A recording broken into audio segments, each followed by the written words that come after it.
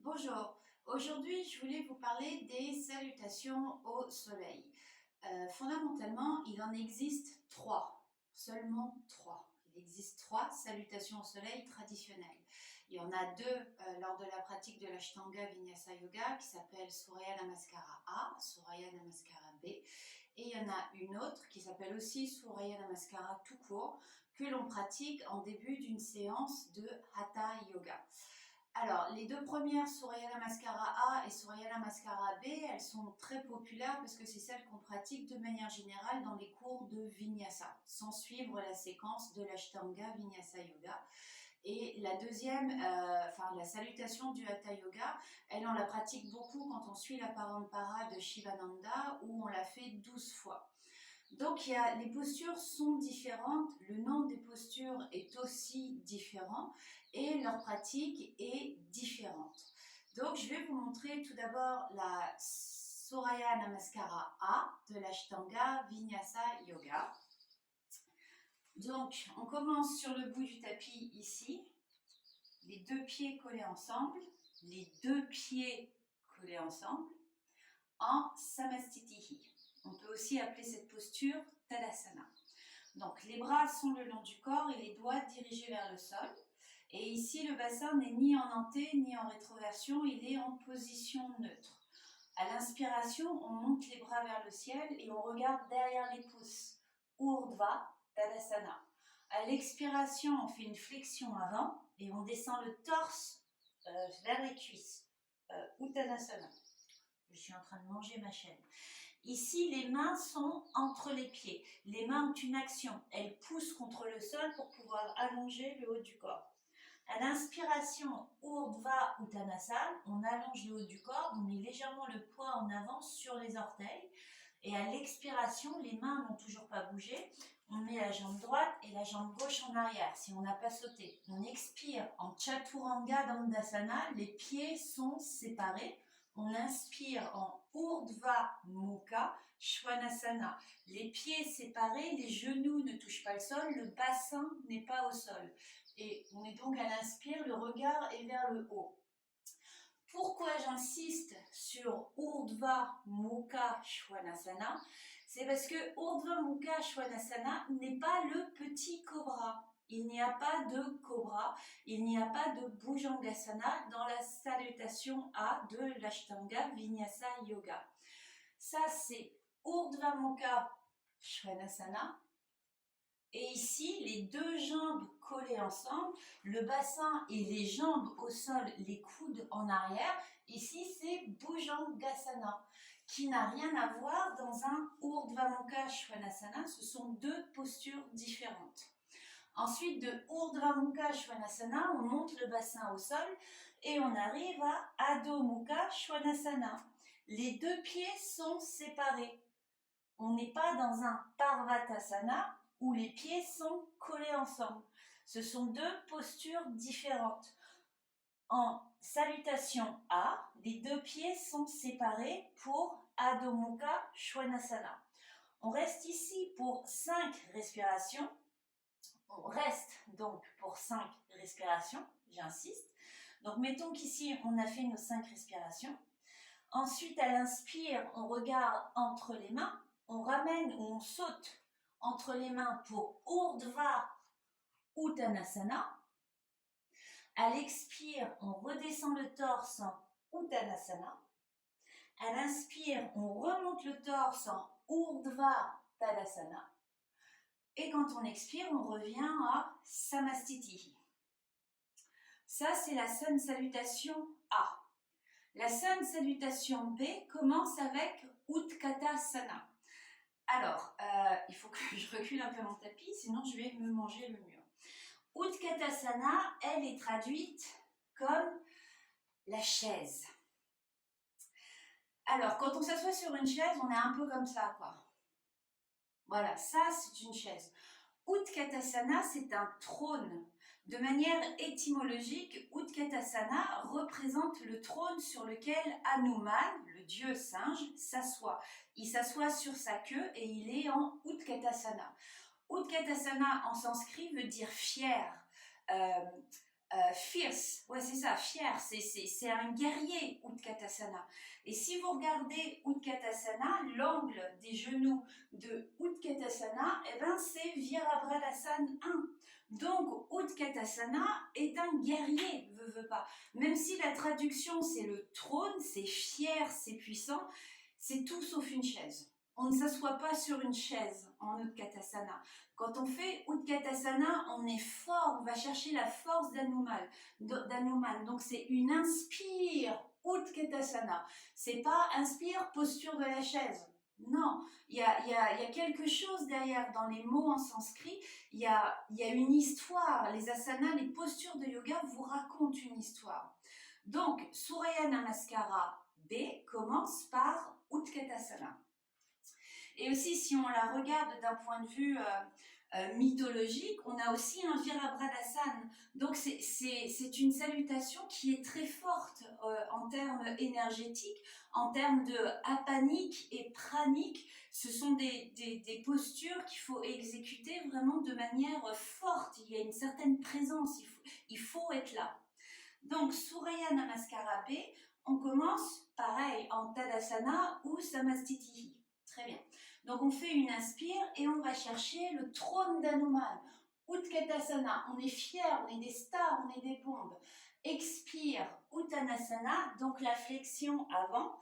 Les deux pieds sont collés ensemble, mes mains sont à l'extérieur de mes pieds, mais ils ne sont pas devant, ils ne sont pas trop en arrière, ils sont de chaque côté de mes pieds. Donc j'ai fait l'expire, Uttanasana, inspire, Urdhva Uttanasana, et à l'expire, on saute ou on part en arrière en Chaturanga Dandasana, Urdhva Mukha Svanasana, Adho Mukha Svanasana. Encore une fois, ici, on n'a pas fait de Bhujangasana, on n'a pas fait de petit cobra, ça n'existe pas dans les 5 salutations A ni B.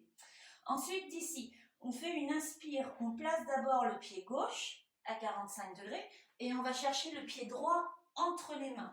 On squatte la jambe droite et on monte dans un fier Virabhadrasana 1 pour une inspiration. À l'expiration, on redescend les deux mains. On descend Chaturanga Dandasana, Urdhva Mukha Svanasana, Adho Mukha Svanasana. On tourne le pied droit à 45 degrés, on ramène le pied gauche entre les mains, on inspire, on est fier. Encore une fois, Virabhadrasana 1. Les deux mains au sol. À l'expire, le regard devant. Chaturanga Dandasana. Urdhva Mukha Svanasana. Adho Mukha Svanasana. Ici, on va rester pour 5 respirations. 1, 2, 3, 4, 5. À l'inspire, Urdhva Uttanasana. Les deux pieds collés ensemble. À l'expire, Uttanasana. À l'inspire, on repart chercher Hanuman ici. On va vraiment aller chercher Utkatasana. Et à l'expire, on revient en Tadasana ou Samastitihi. Donc ça, c'est la Sun salutation B. Maintenant, la salutation du Hatha Yoga, elle est complètement différente. Donc, on commence aussi les deux pieds collés ensemble en Tadasana. Okay.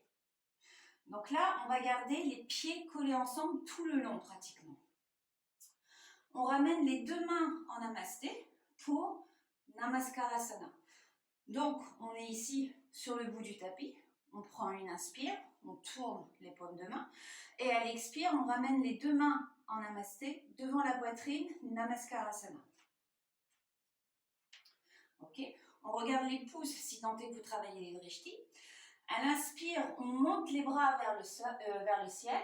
C'est Urdhva Hastasana. Et à l'expire, on sépare les deux mains et on plonge vers l'avant pour Uttanasana. Ici, il n'y a pas de Urdhva Uttanasana. On garde les deux mains ensemble et on amène la jambe droite en arrière. Genou droit au sol. Ça s'appelle Ashwa Sanchalanasana. À vos souhaits. Et le drishti est devant et au fur et à mesure des pratiques, le drishti va être vers le plafond. Si vous regardez, mon genou gauche est à l'intérieur, il n'est pas en ouverture, je suis partie des deux pieds collés ensemble. Et ma main gauche est à l'extérieur de mon pied gauche, j'ai les doigts bien ouverts. Ensuite, d'ici, on tend la jambe droite, on ne monte pas le bassin vers le plafond. On va passer en Dandasana. Pour Dandasana, ça prend de la force au niveau des abdominaux. On glisse la jambe gauche derrière et là, les deux pieds sont collés ensemble. On n'est pas dans un Chaturanga Dandasana. On est dans le bâton Dandasana, deux pieds collés ensemble. On regarde devant. Ensuite, on pose les genoux au sol. On arche le dos ici et on pose la poitrine et le menton. Donc, on n'a absolument pas du tout ici le pubis qui va toucher le sol. On plie les coudes, donc genoux, poitrine, menton. Ça s'appelle Sashtanga Namaskarasana.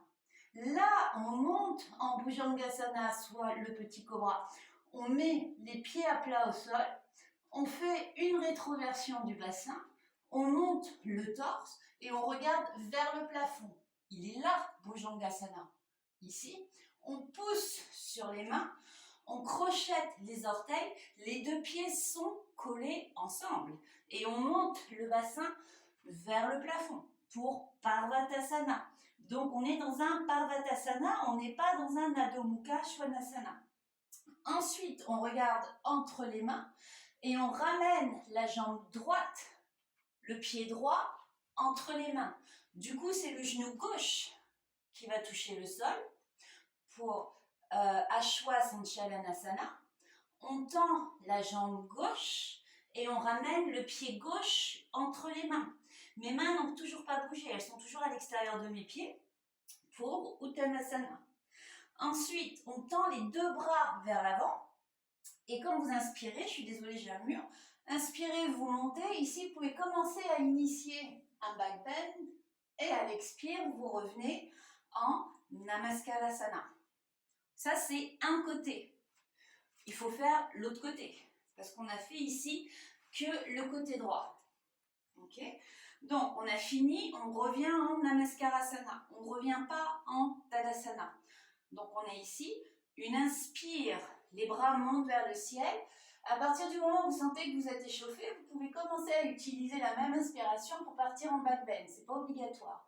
Et à l'expire, vous séparez les deux bras et vous allongez le torse en avant. À l'inspire, c'est le pied gauche maintenant. Pied gauche en arrière, genou gauche au sol, le regard devant. Presser contre les mains, tendre la jambe gauche sans monter le bassin vers le plafond.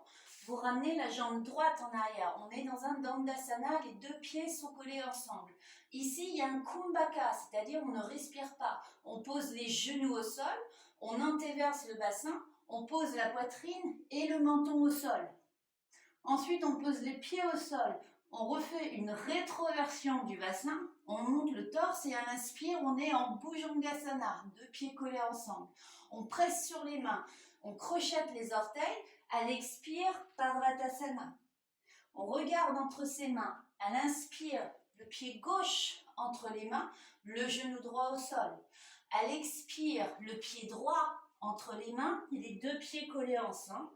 À l'inspire, on allonge les deux mains en avant, on va chercher loin, on monte, on back bend éventuellement et on revient en Namaskalasana. Et on repart. Inspire, bras montent. Expire, flexion avant.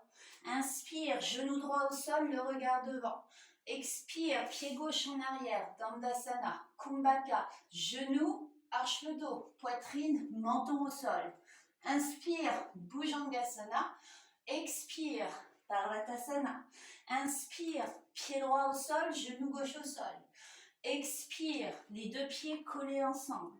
Inspire, tends les bras, monte le torse.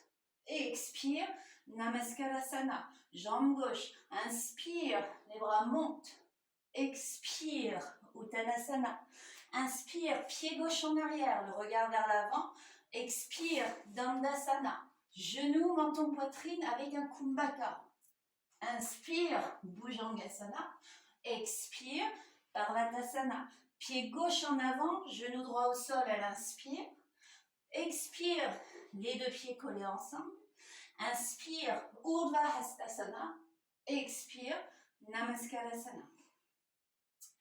Et donc ça, la salutation du Hatha Yoga, on la répète 12 fois. Donc, c'est l'échauffement à la pratique du Hatha Yoga. De ce fait, on ne peut pas dire que le Hatha Yoga est un yoga doux. C'est extrêmement dynamique et beaucoup plus demandant parce qu'on garde les postures beaucoup plus longtemps. Il faut que je reprenne un peu mon souffle. Alors, en fait, cette vidéo, elle est juste pour rappeler un petit peu les fondamentaux. On a 3 salutations au soleil dites traditionnelles. Il y en a 2 dans l'Ashtanga Vinyasa Yoga, telles que définies par Sri Krishnamacharya, qui fut le père fondateur de tout ce que vous pratiquez, les Vinyasa, les flow Vinyasa, tous les mêmes, les Jivamukti et tout ça. La base reste Krishnamacharya. Donc la base pour commencer les pratiques, que ce soit Ashtanga, Vinyasa, Yoga, ça c'est un peu obligatoire, ou Vinyasa, c'est un peu moins obligatoire si vous ne suivez pas la parampara de l'Ashtanga, vous pouvez choisir de commencer avec ou sans les saintes salutations. En revanche, dès lors que vous commencez à enseigner les saintes salutations et que vous vous orientez vers quelque chose de traditionnel, il est important pour vous, en tant que professeur, de savoir déjà ce que vous enseignez, de connaître un minimum de parampara par rapport à votre pratique et par rapport à l'enseignement que vous allez communiquer à vos élèves, et surtout d'utiliser les bons termes, les bonnes respirations et de savoir pourquoi est-ce qu'on le fait ça dans cette sainte salutation A et pas dans le Hatha Yoga. On ne peut pas dire, il y a trop de vidéos où on voit des Urdhva Mukha Svanasana et où le prof dit petit cobra. Ce sont 2 postures différentes.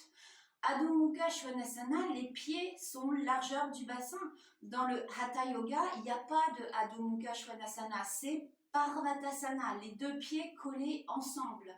Donc c'est important, je pense, à un moment donné, de connaître sa pratique et de revenir surtout aux fondamentaux. Donc même si vous ne connaissez pas les postures en sanskrit, c'est pas très grave parce qu'en Hatha Yoga, elles sont un peu longues, je dirais, les noms des postures. Ashwa Sanchalanasana, c'est le mouvement du sabot, du cheval, ce qui fait quand on met la jambe droite en arrière. Donc il y a un mouvement au niveau de la colonne vertébrale qui est magnifique au fur et à mesure des pratiques.